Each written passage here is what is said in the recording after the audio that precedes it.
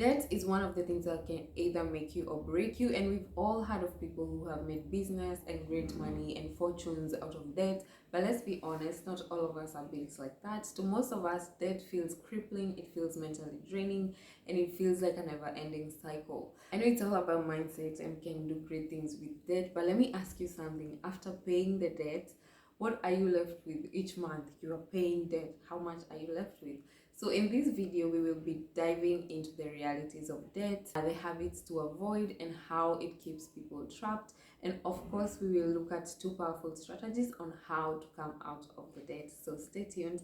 Don't forget to hit the notification button so you don't miss another episode.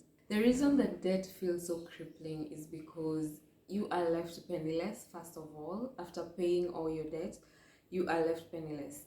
It's a constant cycle and you are always anxious. Let's say you have a car loan, you have a phone bill, you have a house loan, and your salary comes in. Of course, it will be cut, and then it goes to all those debts, and you are left penniless, first of all. And then, of course, you're anxious about paying the debt because some people will be sending you text messages. Remember, you owe us. Some people are calling you. Like it can be very anxious, and also it keeps you in a cycle. You feel like you're not even doing anything. You keep working so hard, but you're stuck in debt, so you're just paying. You're in a rat race that is not ending. So guys, that makes me uncomfortable, I will not lie. If you know that you don't really need to take the debt, most of us are not taking debt to finance our businesses. We'll just be honest, we are taking it to finance our lifestyles, which is not very wise. So if you can avoid it, please avoid it, because it will be such a derailment to your investment journey, and obviously that's not what we want. Some of the debt mistakes to avoid, and I've noticed this with especially international students and immigrants. Here there's a very high accessibility for debt, so people drive big cars on credit. Instead of buying like an affordable car, let's say on Facebook Market, you go and take a car worth of like $50,000 and you'll be paying weekly like 600 over a period of 10 years. Oh my god. I don't know why, but that has never made sense to me. So most of us, we like to finance our lifestyle with debt. The phone we are using is on debt. Electronics, you can literally get a washing machine, a TV, anything on debt. So guys, how to navigate this is just wait still you can buy something with full cash, and if you must do it, try and pay up the loan as fast as possible because you want to minimize the interests. Okay, the other trap I have seen is, oh, that one of buy now pay later. You think that it's just a small amount I'll be paying, but once you have like 4 payments coming up in like a week, you're like, wow, I'm actually in debt.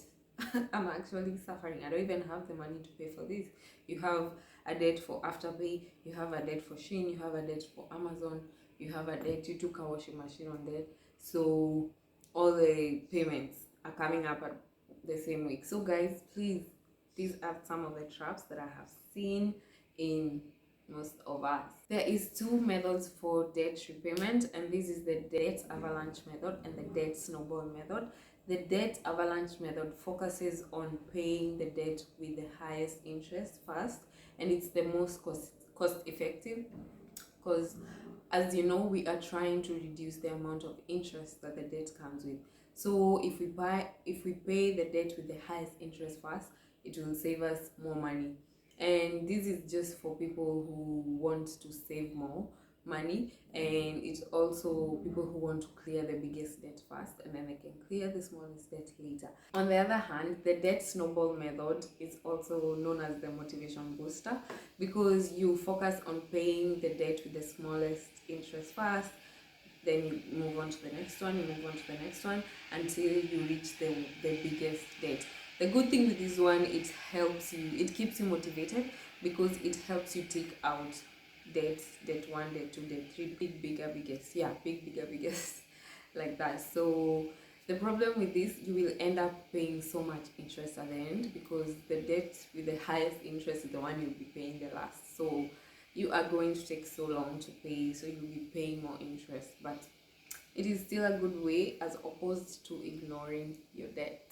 So as we all know, the reason why we need to be debt free and to pay our debt is because there's no point investing if you are in debt, because the interest rates will eat up your investments and you'll be doing like zero work. That's why we need to work very hard to pay the debt, and then you can start living off debt free. And sometimes it's not even possible, but just keep it at a minimum. Don't go taking debts for everything. So, how can you control your debt? You can take control of your debt using these three strategies. The first one is organize your debt. Organize your debt in terms of the minimum repayments, the interest rates, and the period of time that they need to be paid. You need an updated budget. Obviously, your updated budget will be catering for the debt, cut on things that you don't need to be spending on, and focus on paying the debt first. And yeah, follow your budget because it will help you pay the debt. If you have budgeted 500 for paying your debt each month, make sure you use it to pay the debt. So the other thing that you need to do is stick to your debt repayment plan. If you have chosen debt avalanche, paying the highest debt to the smallest, stick to that payment plan. If you have chosen the debt snowball method, stick to it because it will be showing consistency, and you'll be able to track your debt, and you will be also stay motivated to pay your debt. Okay guys, obviously I don't even need to mention this, but you need to avoid taking debt when you're trying to repay debt, and don't put more fuel to the fire because you will be making one step ahead and like 10 steps behind.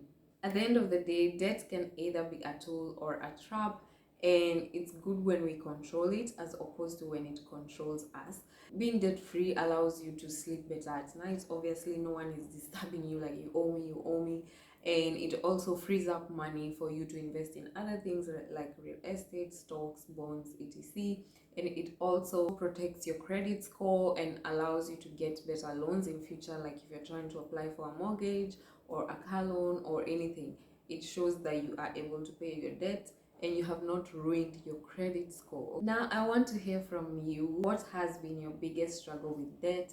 And if this video has been helpful to you, give it a like, subscribe, comment, share, and also don't forget to grab the free ebook on money market funds and treasury bonds. Guys, let's take control of our finances one step at a time, and I will see you next time. Bye.